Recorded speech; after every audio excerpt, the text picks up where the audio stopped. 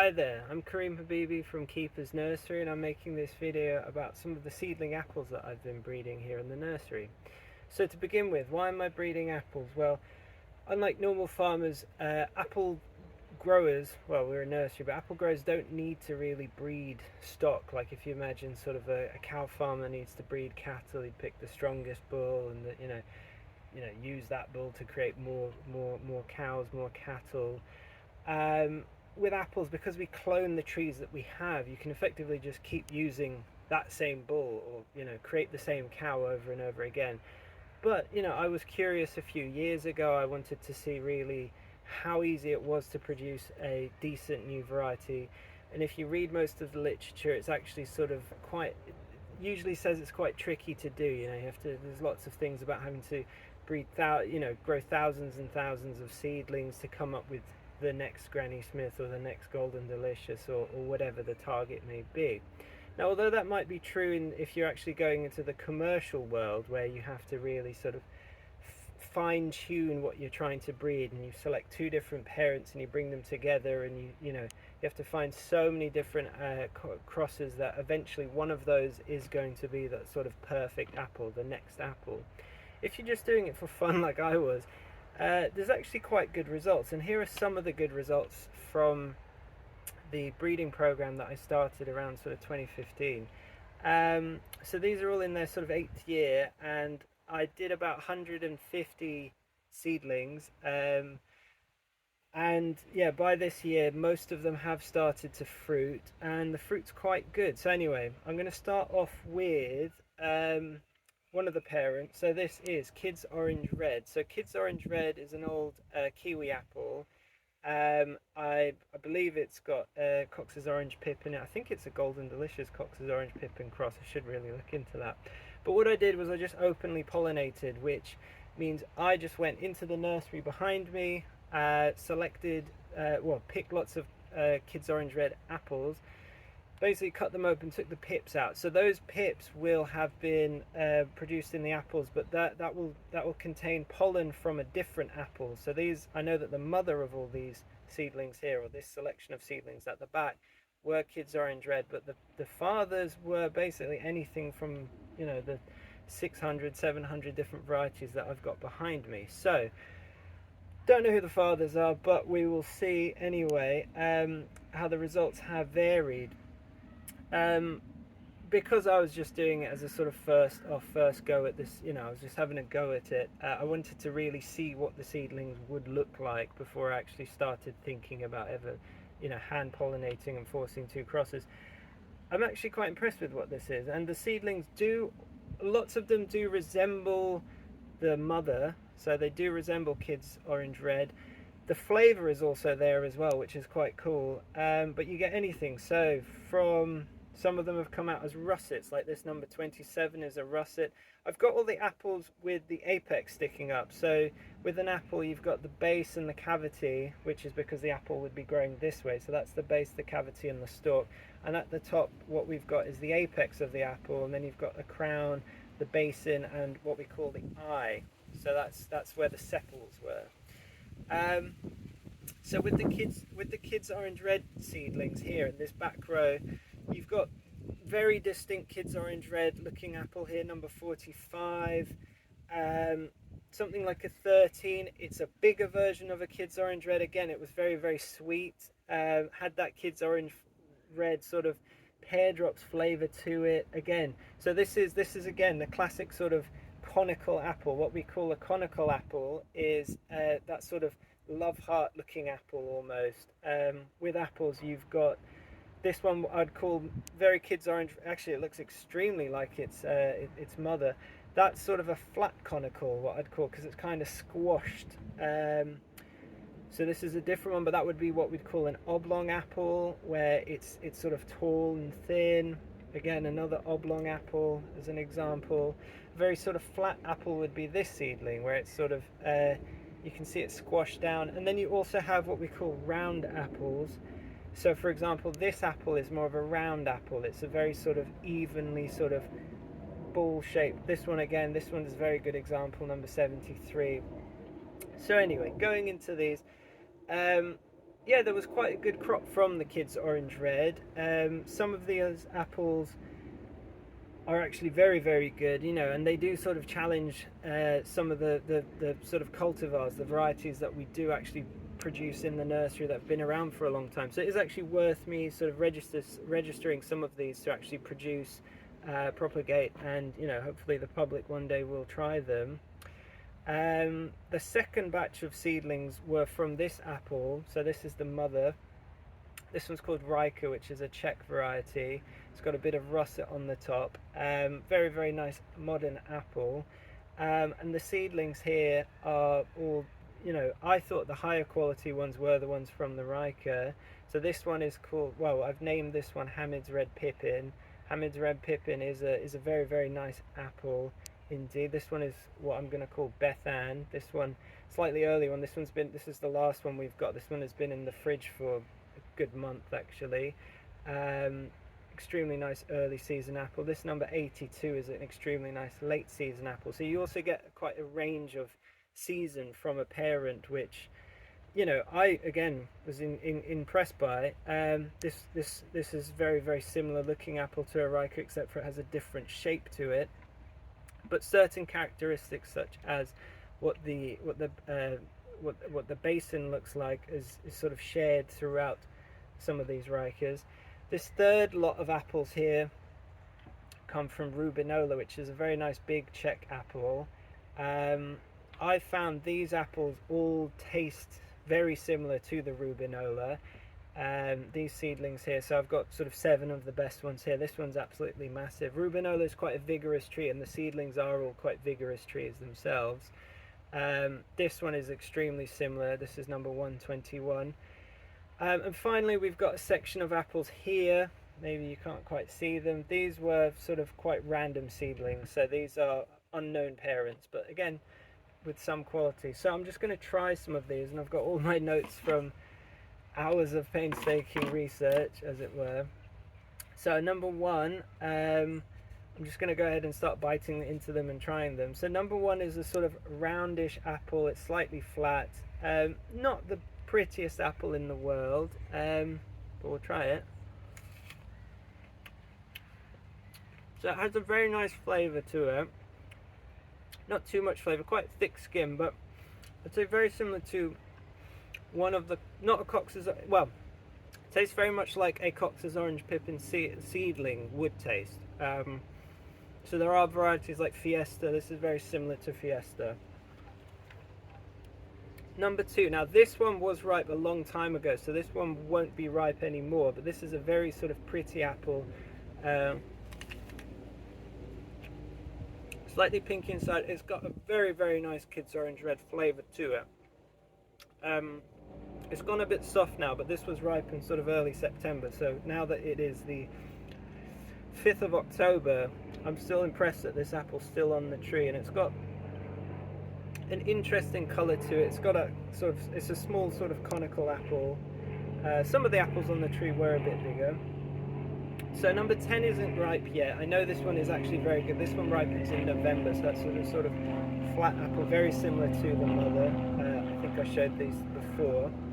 Number 10 is one that I am starting to think about propagating. 13, I think, is quite a pretty apple because it's got a bit of everything. It's got a sort of russet on top, quite a pale yellow skin to it with flecks and stripes of dark red, so it's sort of a flame colour to it. It's light, it's very sweet. I think this is a very nice apple. Somewhat unusual colour as well, which has going for it. One of the interesting russets, number 17. This one isn't the easiest apple to eat, but it has got a very, very impressive flavour to it, and it's got a very nice sort of dark orange underneath the russet, a bit like a sort of Norfolk Royal russet.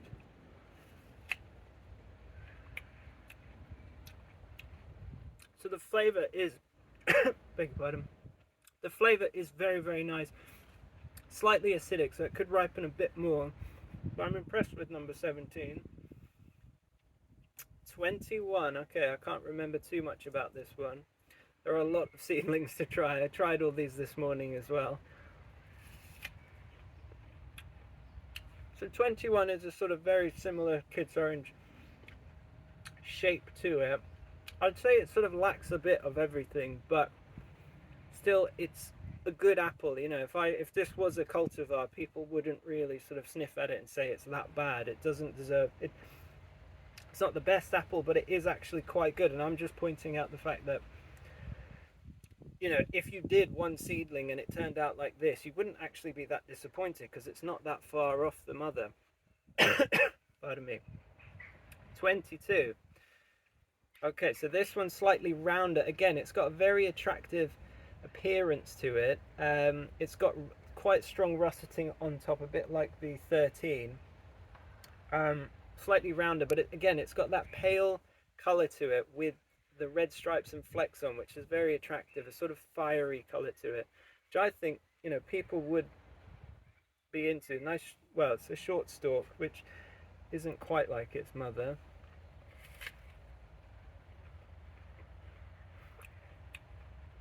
It's got quite a zingy flavour to it as well, so it's strong. It's not quite the Kids Orange red flavour to it, but attractive apple. This one again, this is number 24.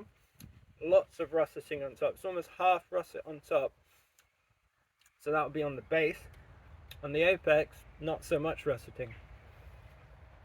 Let me clear my throat. Quite knobbly on top as well. I don't know if you can see that. So that has the Kids Orange red flavour, the pear drops flavour. But it's more of a sort of conventional looking apple, although the russeting. So maybe, you know, it's no good for a commercial grower, but very interesting for someone just wanting to, you know, grow an apple in their garden. Now 25 to me has that pinky colour of a sort of Kids Orange red, or the, you know, the and the lenticels of Captain Kid, which is the Kids Orange Red Sport. So this apple, yeah, this apple has got extremely nice flavour, number 25. So that has got a very, very nice Kids Orange Red flavour to it. Again, I won't know what the fathers of these trees are, and they're probably going to be different, although because of the proximity of certain trees to the Kids Orange Red tree and the timing of the flowers, some might be the same, but I have done some genetic testing on a few of them, and trees will be over 100 meters away from each other. So even though there are hundreds of trees in between that, the bee has traveled quite far to get from one tree to the other. So you get all sorts of crosses. 27 is an interesting russet. Again, it's got that sort of goldeny color to it underneath, the sort of, let's say a sort of copper. You know, it almost looks like what do you call it, hammered copper, which is interesting.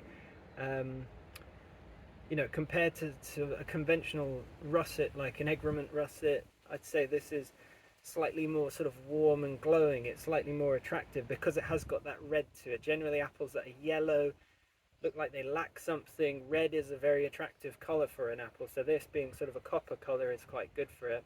Rough on it is quite a rough apple, but you know that russets are generally quite rough. So this is very dense.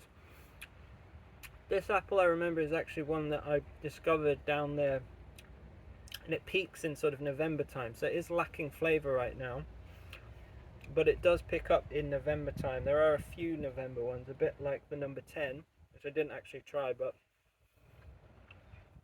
it's important to also breed apples for the later months as well as the early months. 34, so this one again looks very much, it's got that sort of flat conical shape, just like, you know, even the same stalk as the mother, just like the Kids Orange Red.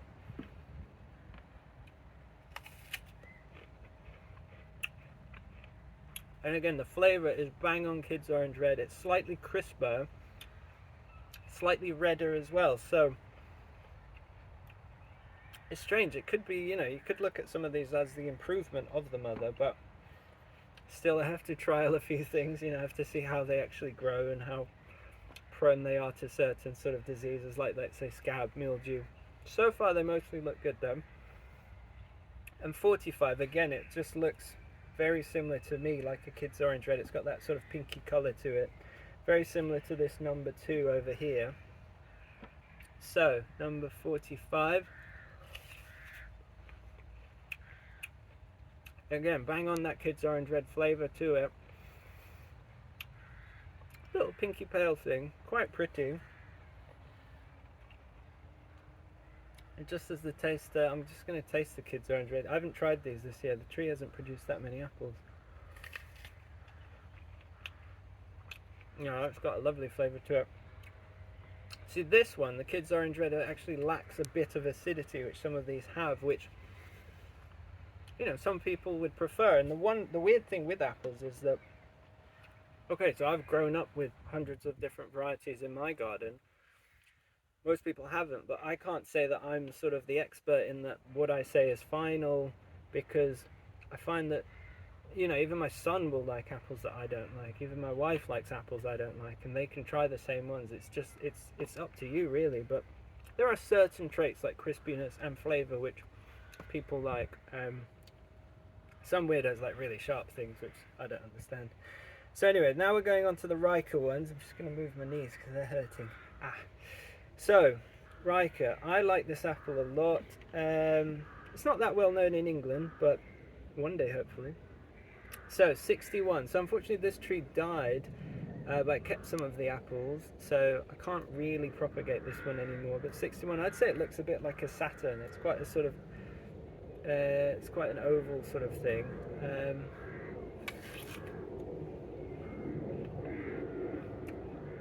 It's got quite a commercial taste to it.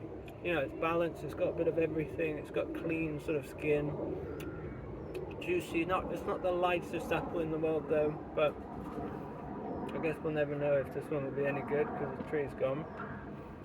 The trees, they produced too much fruit this year and I didn't really protect them very well, so I've lost about 4 or 5, but you know, anyhow, it's pretty easy to produce them apparently, so as long as you've got 8 years, it's not a big deal. So this is Hamid's Red Pip, and this is number 73. This was the first one that I thought was really good. It's actually produced relatively poor apples this year, which is interesting. They look nice. They're slightly more russeting than that was on them last year. But I think the tree produced too many fruits. I left them on because I was being greedy. So it's a small little M9 tree, but it produced loads of fruit, and they were all in good shape, which is why I wasn't, you know, they didn't produce small ones and big ones. They're all the exact same shape, but they do lack a bit of flavour this year. So lesson learnt, don't let the tree produce too much fruit because you get worse crop. You know, everything else is there in the apple. It's got a lovely sort of texture. It's light. It's not too sort of dense. I don't like a particularly dense apple. Nice white inside, but lesson learnt with it this year. This one, number 77, which I called Beth Ann after my lovely wife. This is a nice early September apple, so this has warmed up a bit. It's been in the fridge for a month. I don't know if I'm going to try it. It's actually a spectacular apple. It's got sort of a lot of rich sort of flavour to it, a lot of sugar in it, which is unusual for an apple that you pick at the start of September. They are kind of funny looking little things. They're sort of, I'd say sort of an oblongy, yeah, there's sort of a conical oblong shape to them, quite pointy at the apex, but now I'm going to leave this a week as well because I've got to show someone this one, so I'm going to hold on to that specimen, but trust me, it's good. It does appear in some of my other videos. 82, this one I'm not going to bother trying yet either. This one, it ripens in November time, so this light patch here, not the blush. The blush is actually unusual. Last year it didn't have this flush. This bit will go a sort of dark yellow colour, sort of very warm colour to it, and that's when it ripens in November. It is very, very nice. It had quite a rich flavour to it, I remember. 88 is ripe right now, so this one is the one that my friend Mike liked a lot.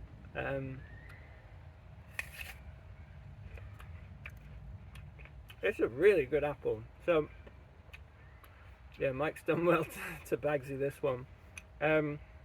It's just got a very nice texture to it, a very nice balanced flavour to it. It's not too strong in any way, the flavour. So as in, it's not overpoweringly sweet, which can be off-putting. It's not overpoweringly sour. It's just sort of bang on that apple, perfection. And I'll just try the Riker as well to sort of, just to check how close they are to their little wasp on me. How close they are to their mother.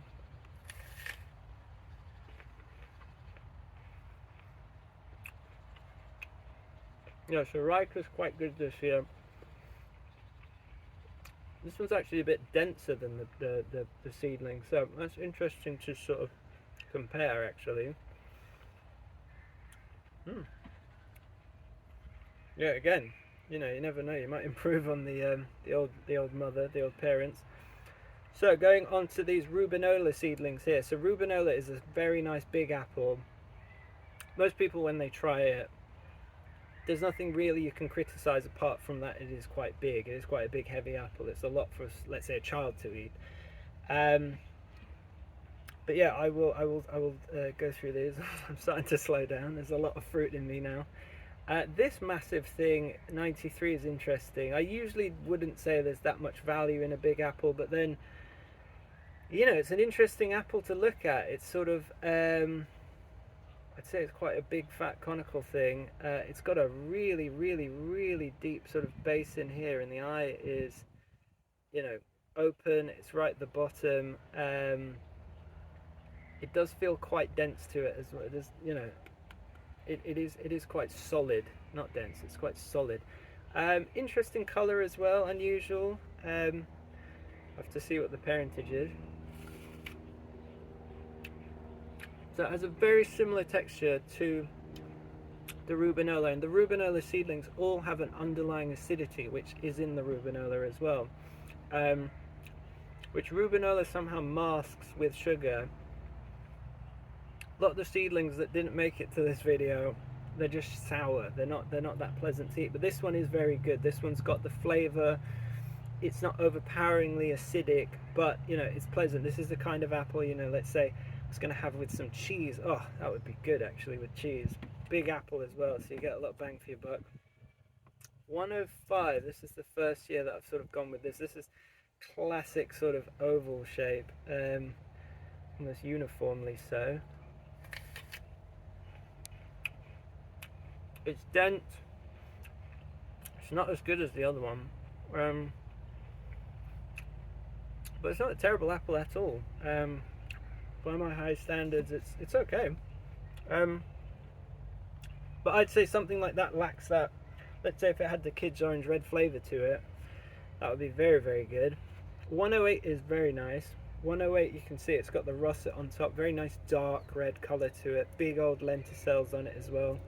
It may be a bit too much russet, but it's got that kind of pinky colour to it as well. This is one that I've already started propagating.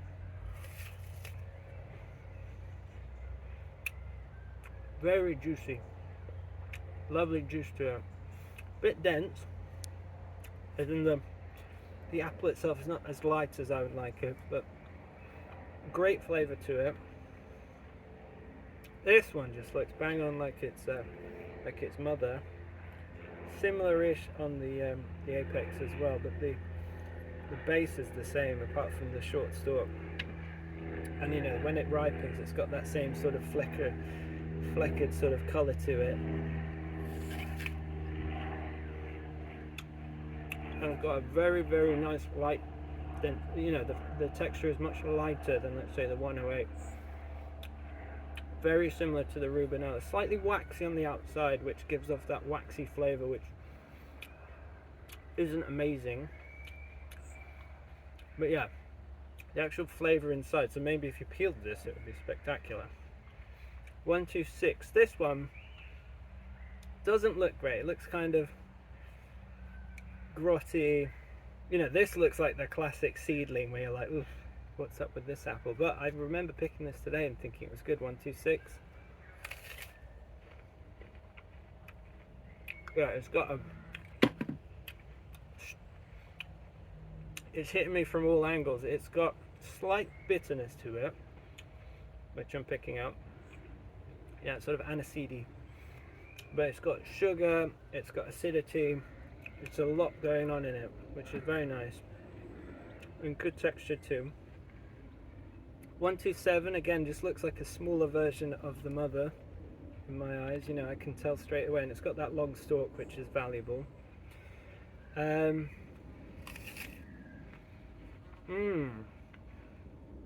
That's probably one of the juiciest ones so far. Sort of almost melts to liquid in your mouth, a bit like a watermelon when you eat it, and it just turns into water in your mouth. Good flavor. It's not overpoweringly acidic either, which is good. Sat in the sun, which was thick of me, but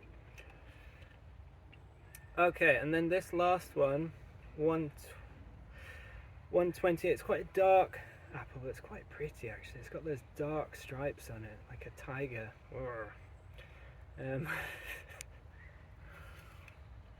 Yeah, it's over now. I think it was good, that's why I kept it. But yeah, it's an interesting apple. It has got nice sweetness to it, but I think I remember on my notes it was one that I liked a lot in September, which I just thought it would be good for the video. So I'll just do these last few, which I don't know the parentage of. 145. This little thing has been on the tree since early September, and it's still going. I think it's actually good. It's the kind of sort of little kiddie thing. It's annoying I don't know the parentage, but sort of pinky inside. Doesn't have a spectacular flavour to it, but it has nice characteristics, especially for an early season apple. 48 I was really impressed with. I found that today. Big pretty apple. Looks very clean, looks nice. Very, very sweet.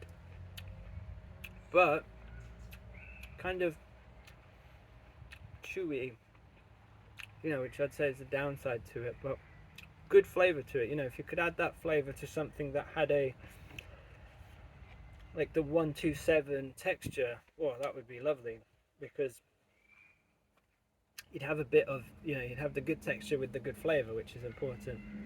159 I say must have some Molly Delicious in, because it's bang on just the same.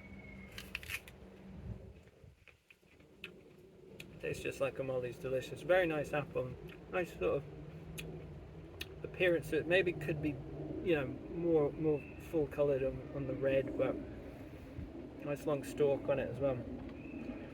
So, oh yeah, and I didn't try the Rubenola as a, save the best to last, the Rubenola. So, are any of these as good as Rubenola? I'd say this one is close, 127's close, 108 is very good as well, 121's quite good. Rubenola on its own though.